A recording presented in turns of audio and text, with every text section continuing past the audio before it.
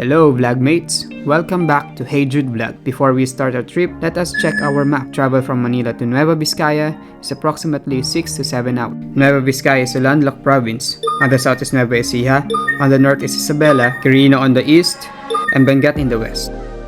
It is surrounded by natural wonders like mountains, rivers, falls, caves, and rice field. Average yearly temperature is 22.91 degrees Celsius. Don't forget your jacket. Known as the citrus capital of the Philippines, but they also have pineapples, coconuts, buko pies, rice, and lion grass, which is used to make walis or broom. Recently, the province is aggressive in pushing their tourism sector with the slogan, Nueva Vizcaya, naturally vibrant. So before we start our paandars, please hit the subscribe button and also please like and share my videos. This was filmed 2 years ago, when we still have restrictions from COVID. We chose to stay in La Princesa Resort in Solano. It is because dogs are allowed, it is affordable, and close to essential places. May bonus pa na magandang view.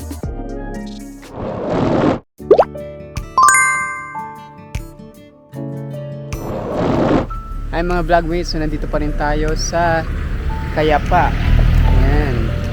Sarado ang mga tourist spots ngayon, pero tingnan nyo yung nasa likod ko, ang dami ng pine trees. Hindi po ito Baguio, kundi Cayapa. Ayan, ganda ng view sa likod. Other tourist attractions in Cayapa are the pine trees in Castillo Village and the Sea of Clouds in Mount Ugo. Ayan mga vlogmates, so nandito na tayo sa Cayapa town proper. Ayan, ito yung parish church nila. Ayan. Nasa likod ko si Joy at si Simba.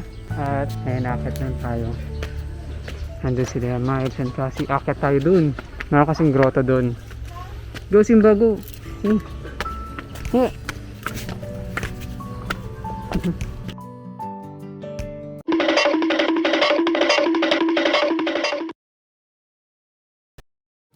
A few moments later.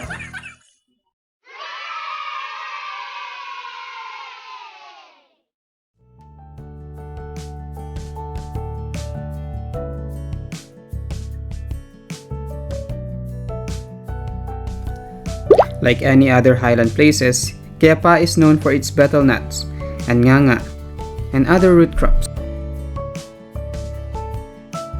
Cayapa is a laid-back municipality. With its Baguio-like ambience and climate, it is a promising destination. Its pine trees, rushing rivers, cold climate, majestic mountains, and locals really makes it naturally vibrant.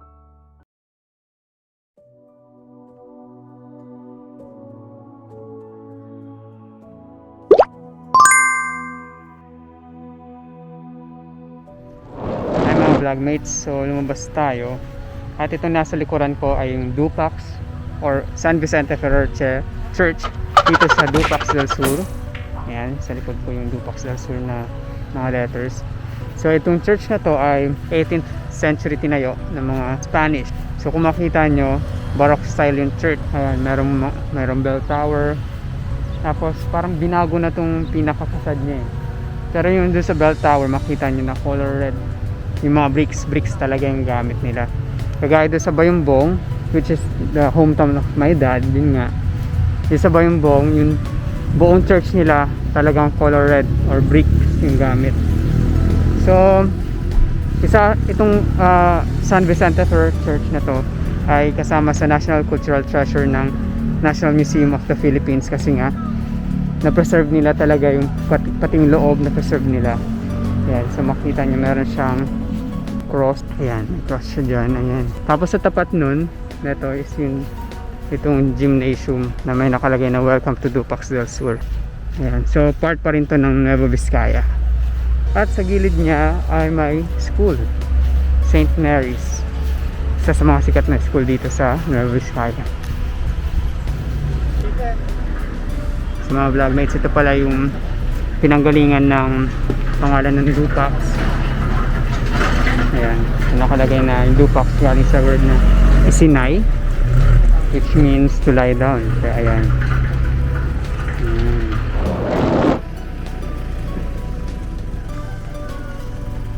Mga vlogmates nandito. Walang tao.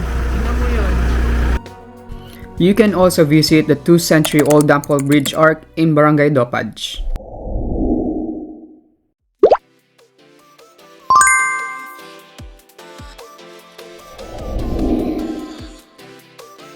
So mga vlogmates, ayan, sa harapan nyo nakita nyo yung Baroque style na church na ginamitan ng red bricks. Ganyan yung makikita nyo mga. And sa tabi niya, yung National Museum ng Bayongbong, People's National Museum. So meron na Save More.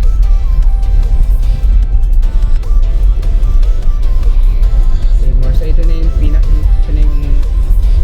bayan, pamilihang bayan ng Bayongbong. Bayongbong is the capital of Nueva Vizcaya. They have hotels and they have Rizal Shrine on top of the mountain. Good morning mga vlogmates. Good morning. Nandito tayo sa pamilyang bayan ng Bayongbong. So ito yung mga nakita ko sa harap ko. Ayan nyo. Ayan. Mga prutas. Kanina may mga gulay. Ang dami. Ayan. Ayan.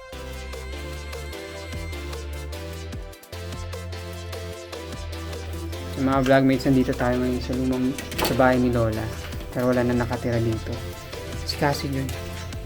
So nagluto si Mami ng inihaw na tilapia.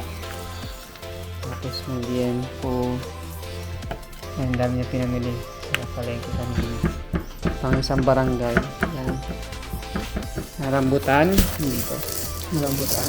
Simba kami. Yan. Tapos syempre pagkain ng aso. Tahong. Padas. Luto ng pakbet. This is the Bayongbong capital. This is one of my favorite places here during my childhood. There are stalls, boat and bike rentals, and every December there's a bazaar. This place is really memorable for me. May mga vlogmates, nandito tayo ngayon sa Lisok Field dito sa Bayongbong, Nueva Vizcaya.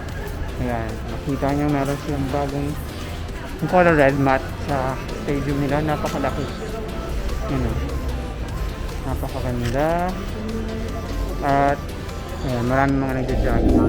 Mga vlogmates, nandito tayo sa St. Dominic Church at merong misas nga ngayon. Sabi ng kapatid ko meron daw event ng mga simbahan kaya lahat naka-color, may color red. Pero talagang itong simbahan na to sa umaga talagang red to kasi red bricks ka. Tapos pinayo na mga Espanyol talaga. Ayan. Tapos sa katabi niya ayun yung madilim na kasi kaya hindi makita. Ayun yung ano yan, People's National Museum. Tapos dito yung munisipyo.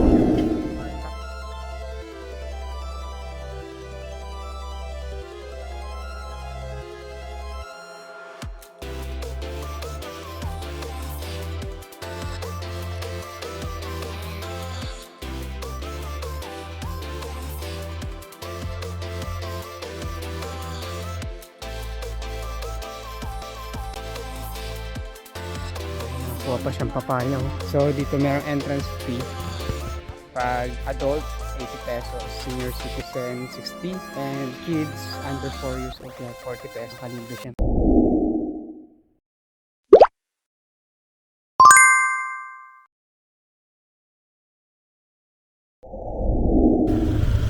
Hi mga vlog mates! Nandito na tayo sa Nueva Vizcaya paragliding site take-off zone. Makita nyo sa paligid ko, foggy talaga oh. Wala makita. Fog. And problema dito yung parking area. Ayan. Kasi wala talaga silang parking area na maganda. And ako, kakatakot dito. Ayan, aakyat na lang kami. At itatanong namin kung titingnan din natin yung site. Kung hindi tayo makalipad, edi wala tayong magagawa kasi talagang foggy. Ito yung daanan. So lakad na lang kami. Actually, pwede si daddy dito. Pero tingnan lang muna natin. Mga vlogmates, nandito tayo sa loob ng office nila, paragliding. Ayan. Sino po sa kanila si Miss Violet po? Ayun. So, ako. Wala maligo. Okay lang po. Mamaya, hindi pa raw siya ready. Ayan. Ayan, later daw. And si Miss Violet, siya yung nagko-coordinate po. Ayan. Tapos, ito yung view nyo dito sa office nila. So, nakasilip lang kami konti. Ayan.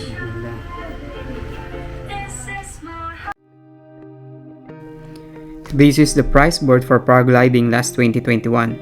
Recently, they are offering accommodation to support their scholars.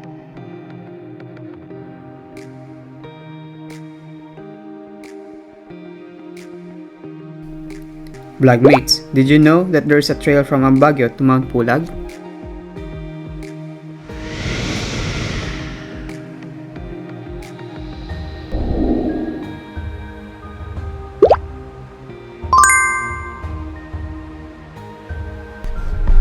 After 2 years, we again visited Nueva Vizcaya, but there is something new. We tried to use Malicul Road, which was opened last 2020. The views are really spectacular. You can see pine trees and mountains everywhere. There are some budding tourist spots, and this place is becoming popular to bikers, hikers, and campers. This old World War II Japanese tank is a must-see here in Malicul Road.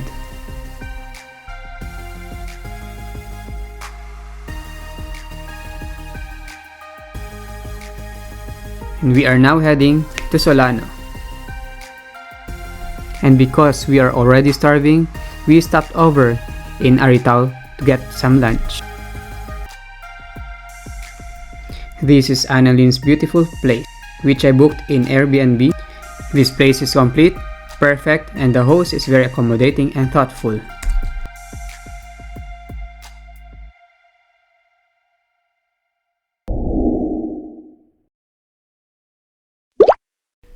We are on our way to Banti Falls in Bambang. If you're going to Banti Falls, this is the landmark, the covered court. Lakad pa yata. Parang mas maganda.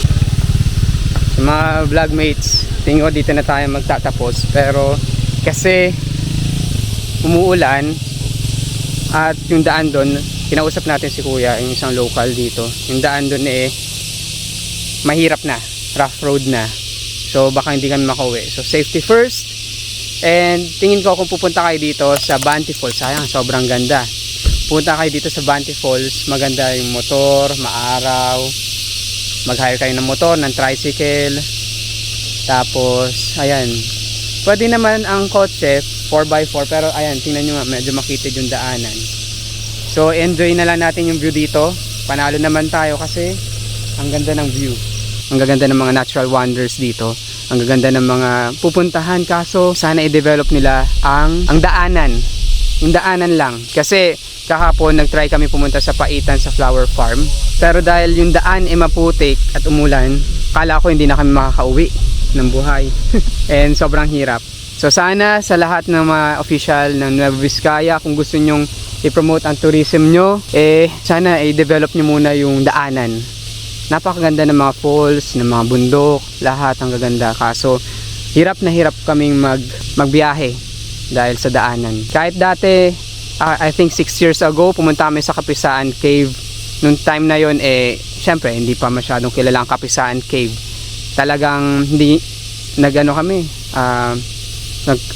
nag-commute o nag-bus kami papunta doon, nag-stop yung kotse sa isang part doon, and then nag-commute kami, and then yung pauwi nag-hitch lang kami, sumakay kami sa likod ng truck, which is adventure naman and thrilling. Pero sana, alam ko ngayon develop na yung daanan and madali na makapunta doon, pero sana ganun din ang mangyari sa mga iba pang mga tourist attraction kung gusto talaga ng Nueva Vizcaya na maging tourist spot.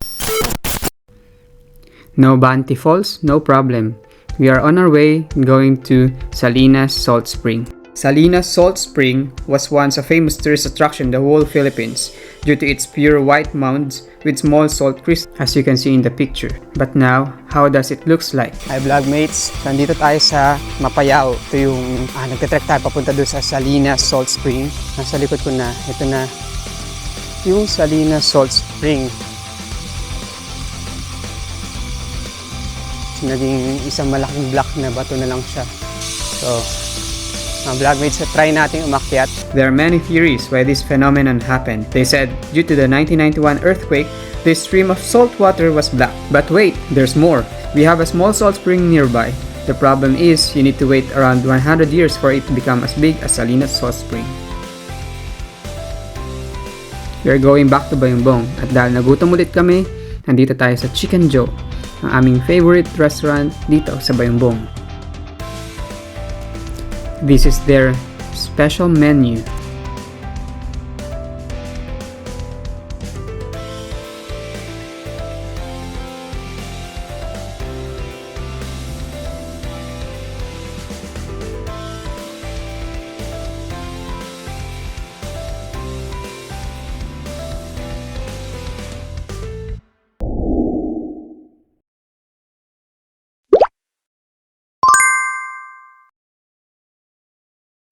We are on our way to Lintungan Falls.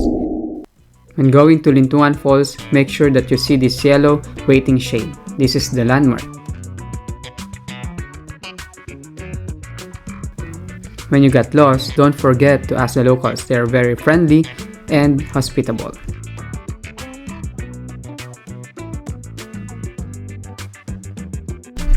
Mapalyaw Falls is another tourist attraction in Quezon.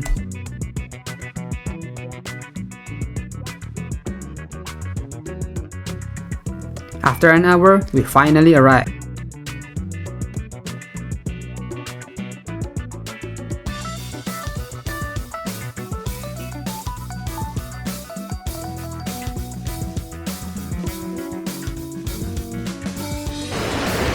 Hello mga vlogmates, after 2 hours tong Bambang, ito na. Namamalaki kong ihandog sa inyo ang Lintungan Falls.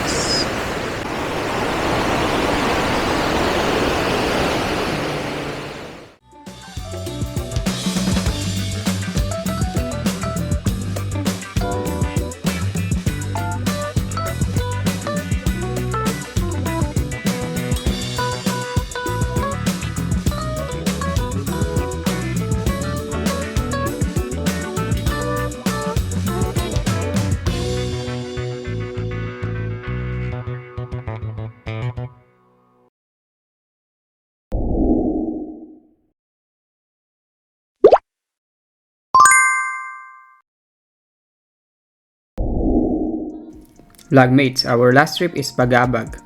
For my paramotor experience, please check out my previous vlog. These are some of the tourist spots in Bagabag. Number 1 is Bagabag Airport. Next is the Bagabag Bell Tower. Also, for pasalubong, they have Buko Pie and the Naked View Hub in Bagabag. And of course, last but not the least is the Palaisdaan Resort.